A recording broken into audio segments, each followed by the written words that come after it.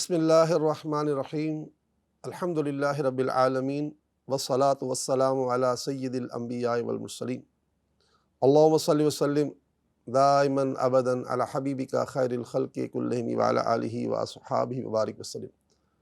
السلام علیکم ورحمۃ اللہ وبرکاتہ۔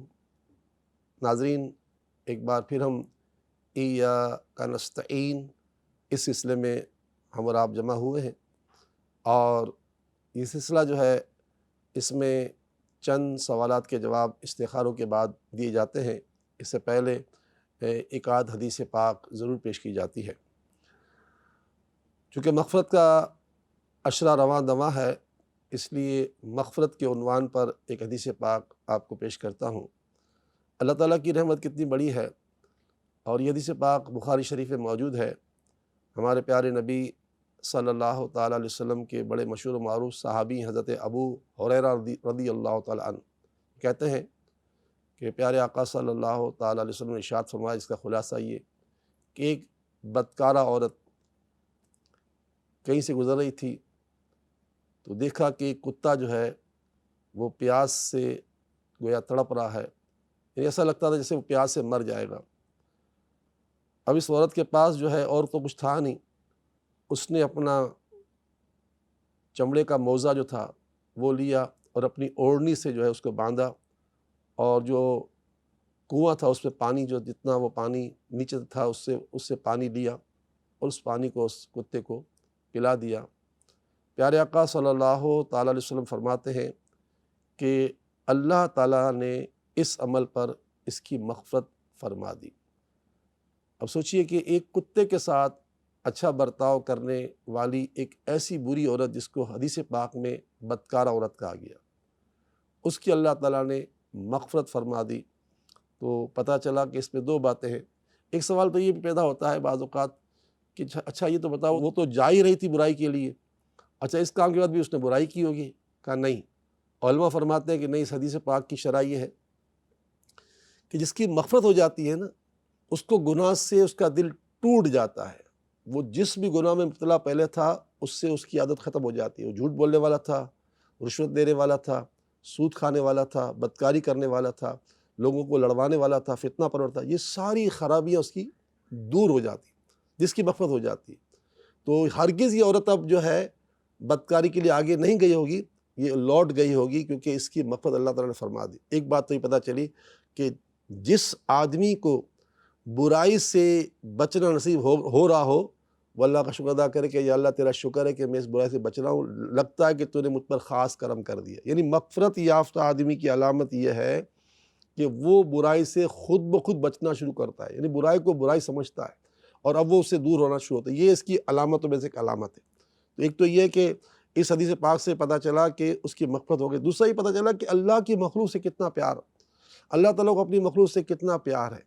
حدیث پاک میں آتا ہے کہ ایک عورت نے، یہی میرے آقا فرماتے، ایک عورت نے ایک بلی کو جو ہے وہ مطلب یعنی کہ کمرے بند کر دیا کہ وہ نہ کوئی چیز کھا سکی، نہ مطلب اس کو باہر نکلنے کا موقع ملا، یہاں تک کہ وہ بلی مر گئی۔ میرے آقا فرماتے ہیں وہ عورت جہنم میں ہے، یعنی وہ عورت جہنم میں گئی۔ پتہ چلا کہ ہمیں اللہ کی مخلوق جو ہے اس کے ساتھ اچھا برتاؤ کرنا چاہیے۔ ہمارا حال ہمارے سامنے ہے، یہ رمضان کا مہینہ ہے، عام طور پر یہ دیکھا جاتا ہے نرخ بڑھا دیے جاتے ہیں، ملاوٹوں میں اضافہ کر دیا جاتا ہے، اور پہلے سے ذخیرہ اندوزی کر دی جاتی ہے۔ تو یہ سب ہمیں زیبا نہیں ہے۔ مسلمان ہیں، اور مسلمان کے معنی کیا ہیں؟ مسلمان کے معنی تسلیم کرنے والا۔ ہمیں اللہ تعالیٰ نے اور رسول اللہ صلی اللہ علیہ وسلم نے جو باتیں بتائی ہیں نا، ان کو آنکھیں بند کر کے تسلیم کر لیں، اپنی عقل کو استعمال نہ کریں۔ عقل بعد میں ہے، پہلے اللہ کی کتاب ہے، پھر میرے پیارے آقا کی حدیثیں ہیں، اور پھر عقل کا مقام مرتبہ آتا ہے۔ بس مختصر یہ کہ عقل ایک بڑی نعمت ضرور ہے، مگر اللہ اور اس کے رسول سے بڑھ کر نہیں ہے۔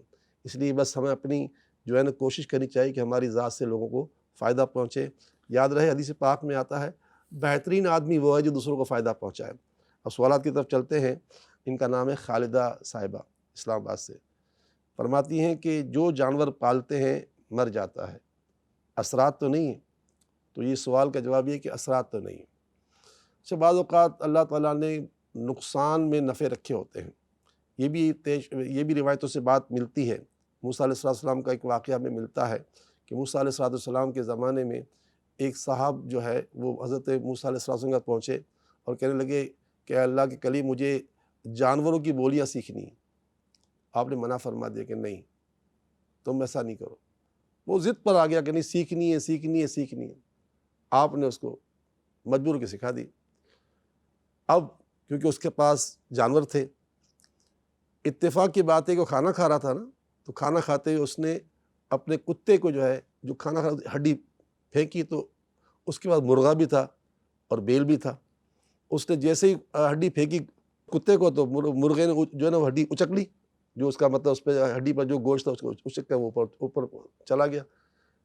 تو اس کتے نے اس سے کہا، مرغے سے، کہ مالک نے مجھے دی تھی تو نے کیوں اچک لی؟ اچھا، یہ جس نے کہا مالک نے مجھے دی تھی تو نے تو یہ مالک نے جب بولی سیکھ لی تھی اس کو یہ بات مطلب سمجھ میں آ گئی کہ یار یہ تو بڑا اچھا ہو گیا، مجھے تو پتہ چل گیا یہ کیا بول رہے ہیں۔ تو کتے کو مرغے نے جواب دیا، فکر مت کر، مالک کا بیل مرنے والا ہے، اور جب یہ بیل مر جائے گا نا تو پھر اس کا گوشت بڑے مزے سے کھانا، مجھے یہ کھانے دے۔ مالک کو بڑی خوشی ہو کہ یار تو بڑا اچھا ہو گیا، میرا بیل مرنے والا، فوراً بیل اس نے بیچ دیا۔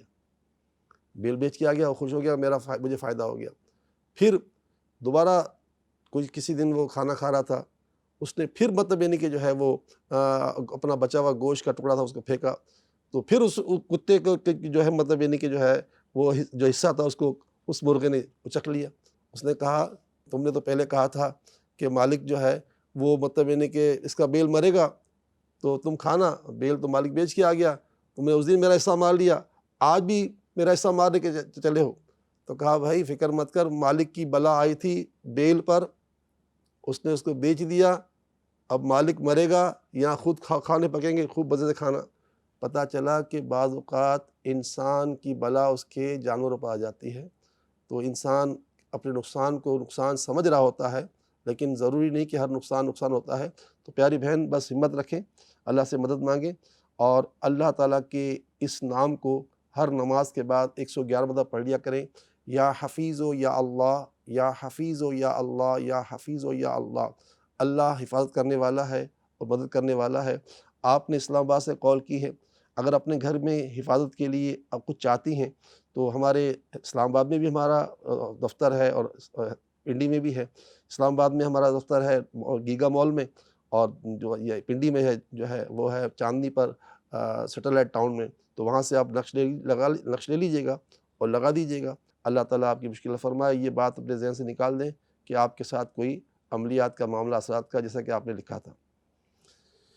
تیسری بات، ہمارے قاسم صاحب نے کال کی ہے پشاور سے، کہتے ہیں سر میں شدید درد ہے، جسم گرم رہتا ہے۔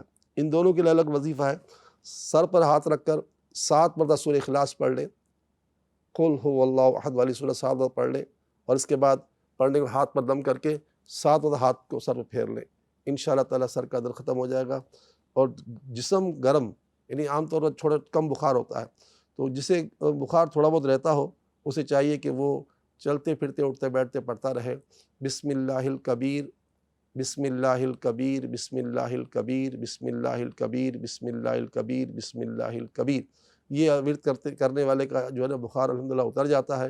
اللہ نہ کرے کوئی بخار زیادہ آ جائے تو حضرت امام جعفر صادق رضی اللہ تعالیٰ عنہ فرماتے ہیں کہ 40 مرتبہ سورہ فاتحہ پڑھ کر مریض کو پانی پلایا جائے، دم بھی کیا جائے، اور مریض کے چہرے پر پانی کا چھڑکاؤ کیا جائے۔ اللہ تعالیٰ سب کو شفا عطا فرمائے۔ ہمارا سلسلہ آج اس آخری سوال پر مکمل ہوتا ہے۔ انشاءاللہ پھر آپ سے کل ملاقات ہوگی۔ اللہ تعالیٰ آپ کا ہمارا پوری امت حامی و ناصر۔ السلام علیکم ورحمۃ اللہ وبرکاتہ۔